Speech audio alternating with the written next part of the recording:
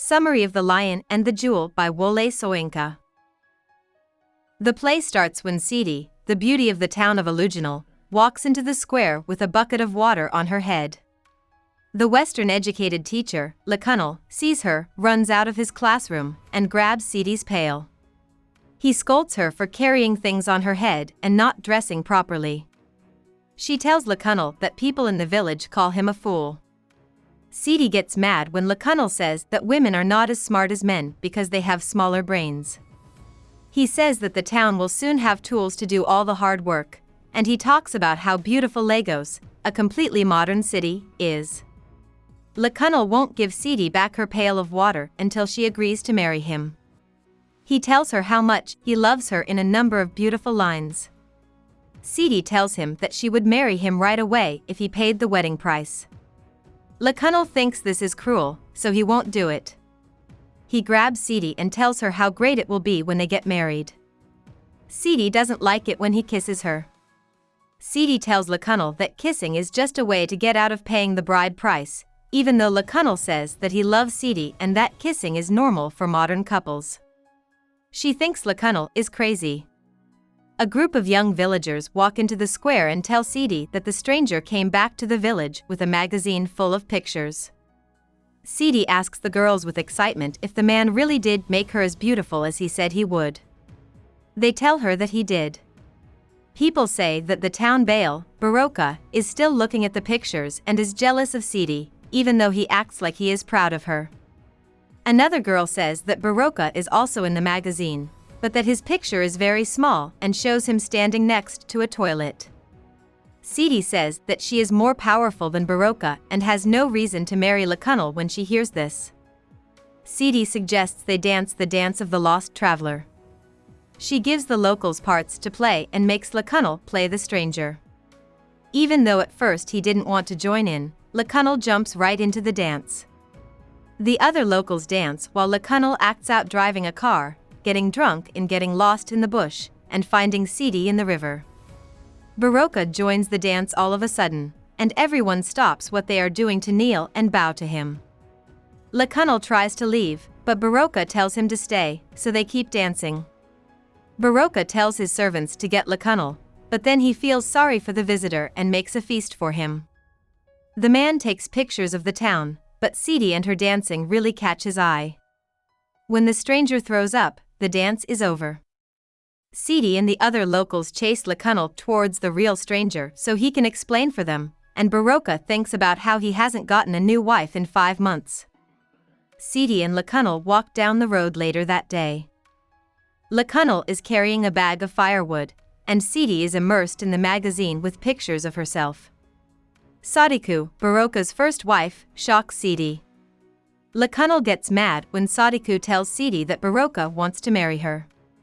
He tells Sidi not to listen, but Sidi says that she is very strong now that the stranger has brought her images to the village. Sadiku says that if Sidi marries Baroka, she will be very powerful, and when Baroka dies, she will become the new head wife. Sidi tells Baroka that he is only interested in her beauty and wants to keep it for himself.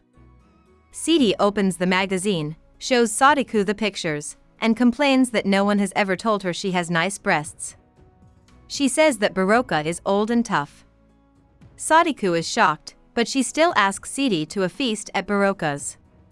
Sidi laughs and says that the next day, the women who go to the suppers become husbands or concubines. Lakunle jumps into the talk and says that Baroka's nickname is the Fox for a good reason. He talks about how Baroka paid off a manager to move a railroad away from Ilujinle, making it impossible for Ilujinle to become more modern. He gets lost in his thoughts and thinks about how great Baroka's life must be with all of his women. Sidi and Sadiku are able to escape. Baroka's favorite wife tweezes his armpit hairs in his bedroom. He tells her that he's going to get a new wife soon, and she pulls the hairs out with force. When Sadiku walks into the bedroom, Baroka sends away his favorite. Sadiku tells her husband that Sidi said no to him because he was too old. Baroka is mad, so he makes a list of what he has done in the last week. He gets on the floor, asks Sadiku to rub his feet, and picks up a magazine. He says that it might be for the best since he lost his manhood a week earlier. Sadiku starts to cry, and Baroka tells her that she can't tell anyone about this. In the town square that night, Sidi keeps looking at the photos. Sadiku walks into the square and laughs as he pulls out a wooden figure of Baroka. She starts chanting, "Take warning, my masters, will beat you up in the end," and dances around the figure. Sidi is shocked, so he goes up to Sadiku and asks what's going on. Sadiku promises Sidi that she won't tell anyone and whispers in her ear. Sidi is so happy that she joins the dance. Lakunle walks into the square and looks at the women for a second before deciding that they are crazy. Sidi stops all of a sudden and says that she wants to make fun of Baroka. She chooses to go to him, beg him to forgive her, and make him miserable. Sadiku blesses her, and Sidi goes away. Lakunle says that the women are not smart. Sadiku tells Lakunle that he doesn't look good and reminds him that he could soon get married to Sidi if he paid the bride price.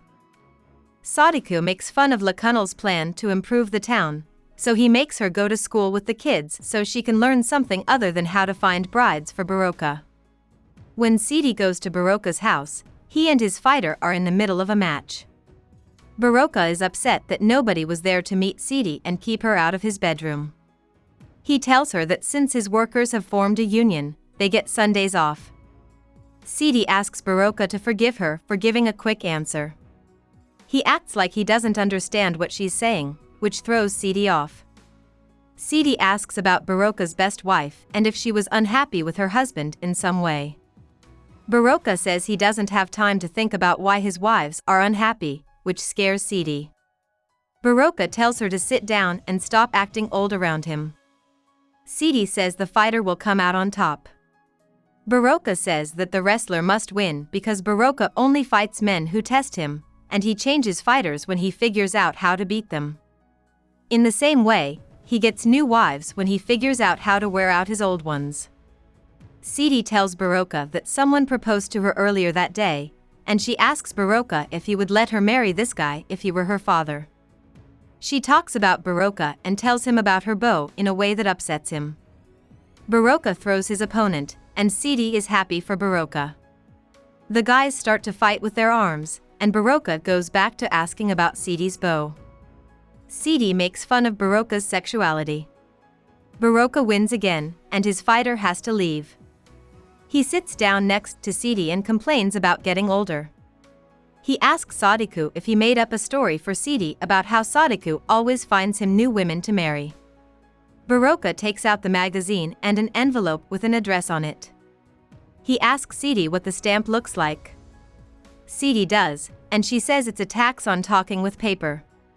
Baroka points to a machine in his room and says that he wants to use it to print Sidi's face on stamps for Ilujinle.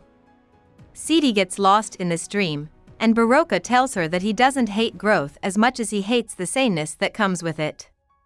He tells Sidi that they are a lot alike and that they go well together.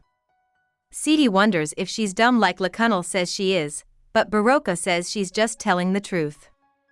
As Sidi's head falls on his shoulder, he argues that the old and the new must come together. Lakunle and Sadiku wait for Sidi's return that night in the market. A group of mumming people walks by, and Sadiku thinks they might have heard of Baroka. She takes Lakunle's money and gives it to the mummers. They dance the story of how Baroka lost his power, and Baroka is made to look funny. Sadiku gets to dance the last scotching of Baroka all by herself. Sidi cries her way into the market.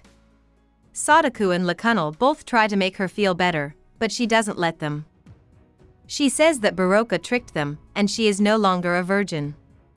Lakunle is angry for a moment, but then he says he still wants to marry Sidi and doesn't have to pay the bride price.